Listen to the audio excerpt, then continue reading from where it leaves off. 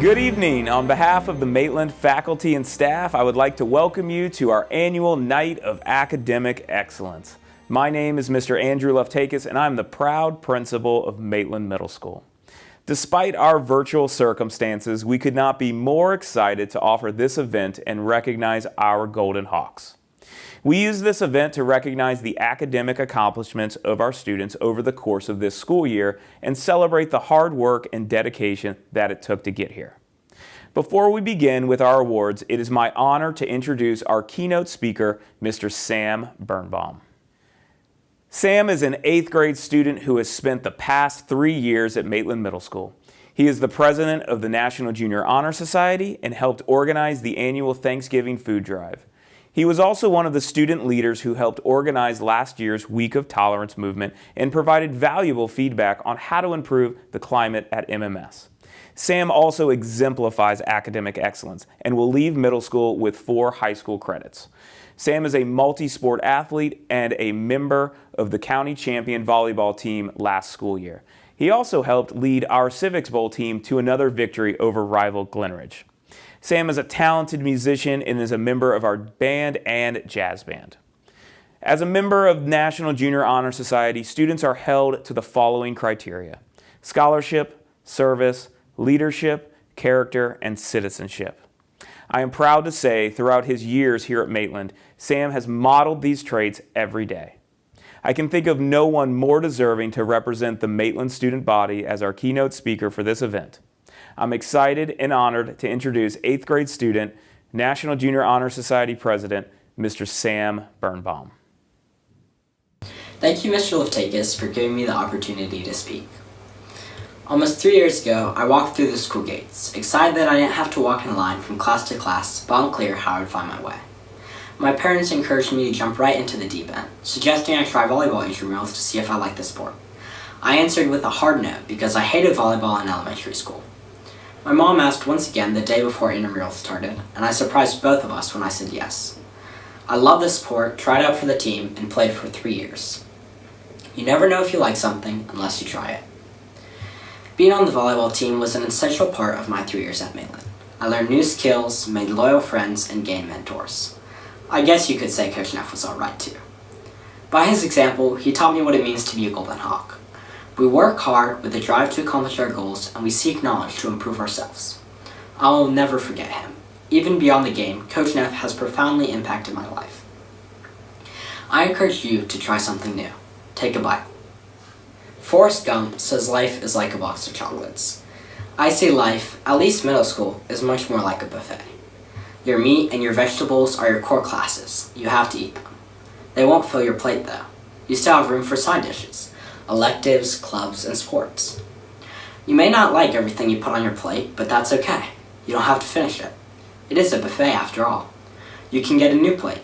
Keep trying new things until you find what you truly love. If I've learned anything from middle school, is that your plate should be full. It should be full of the essentials, as well as decadent desserts and half-eaten foods. It should be full of things that you care about and things you have no interest in, things you're good at and things you're not. Discovering what we like without too many consequences is one of the best parts of middle school. At a buffet, we each fix our own meals, and everyone's looks different. Still, we eat at the same table, coming together to have one conversation. Take your plate and find someone who is eating a completely different meal. We often focus on what we have in common with our peers. After all, our shared interests did bring us together. However, when we take the time to learn about our differences, we deepen those friendships. Maybe one guy is from orchestra and the other is in band.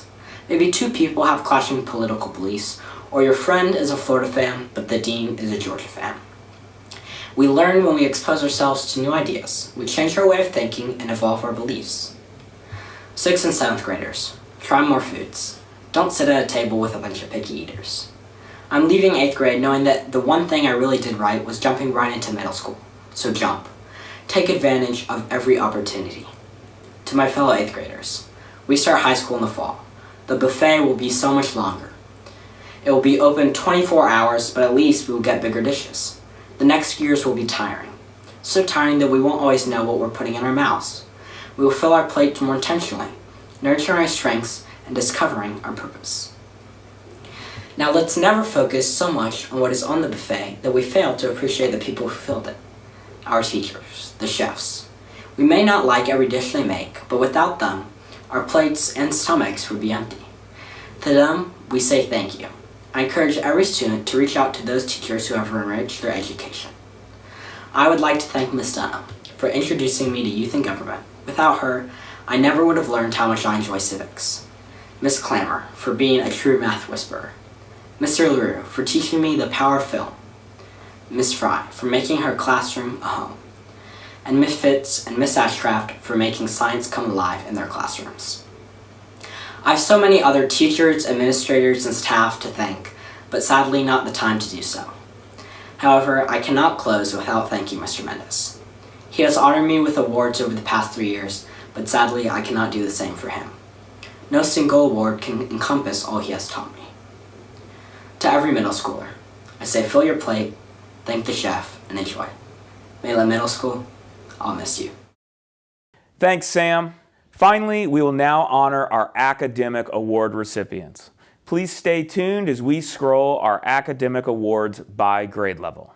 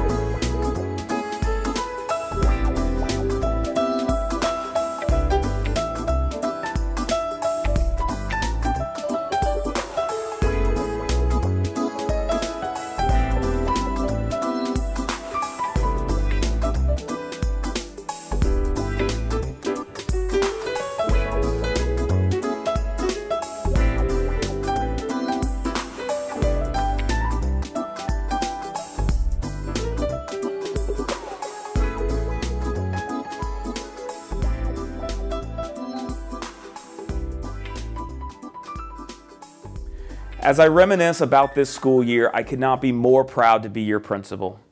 Though it did not end the way any of us could have imagined, that should not tarnish all that was accomplished this year. We have so much to be proud of as a school community. First place finish in the Civics Bowl, countless students who participated in Duke or OCPS TIP programs, and National Junior Honor Society, top finishes in local and state science fair, amazingly talented musicians who earned countless superior and excellent ratings at the music performance assessments, multiple top finishers in the county film festival, chess members who earned top spots in face-to-face and now virtual tournaments, and cluster champion sports teams. This is just a small sampling of what Maitland students have accomplished over the course of this school year. I can only imagine what our students will accomplish next year. To my 6th grade students, after tomorrow, you will officially be in 7th grade. You are no longer the bright-eyed and timid students that started the year. I expect you to take chances, be role models, and ignore the drama. I know you will achieve all you set out to do. To my 7th graders, you are now the seniors at Maitland Middle School. You will set the tone, you will serve as examples to incoming students, and you will be the leaders we rely upon to help lead our school to even greater levels of success. To my 8th graders, my rising 9th graders, the class of 2024, we've spent the last 3 years together. Over the next 4 years, hold on to the excitement you feel right now, the excitement of completion and the excitement of new beginnings. So now comes the part of this address where I give some advice, and I will do so with the help of a poem from an online author named Ms. Gibson. I urge you to continue to embrace opportunities that will be interlaced throughout the fabric of your lives. Don't let your fears eclipse your ability to see the blips of opportunity pulsing on the radar of your future. Find a cause, a light, a fire. Be relentless. Be inspired to set the bar higher until you're doing the impossible because you just refuse to tire. The world needs creators, educators, innovators, and you are tomorrow's game changers. So don't let the doubts of others limit you. Don't give your fears the power to inhibit you. Rather, find the thing you're passionate about, the thing you cannot do without, the thing you can't not do, and do it. Pursue it. If you love dancing, pirouette. If you're an artist, grab a palette. If you're a writer, then immerse yourself in words. And if physics is your thing, well, then keep playing Angry Birds. Don't just make a living, make a difference. Give back to your community. Enrich each life in your vicinity. Leave your indelible mark on history by creating it. Take the first step. Blaze a trail. No one will jeer you if you fail, but they will cheer you when you prevail, because you pushed on through to own it. Leap toward scholarship, toward leadership, toward serving. Spend every waking second learning, questioning, observing. And remember that everyone is deserving of a smile and respect. If you live your life with empathy, integrity, and class, there is no limit to the gifts you will amass. As long as your passion guides you and your character drives you to constantly strive to accomplish things you never knew you could, then, at the end of every day, I hope you'll close your eyes and say, not only did I do well, I did some good. To all my students, thank you for making this an unforgettable year. Congratulations on all your accomplishments. I look forward to seeing how high you soar. Thank you for listening, and have an amazing summer.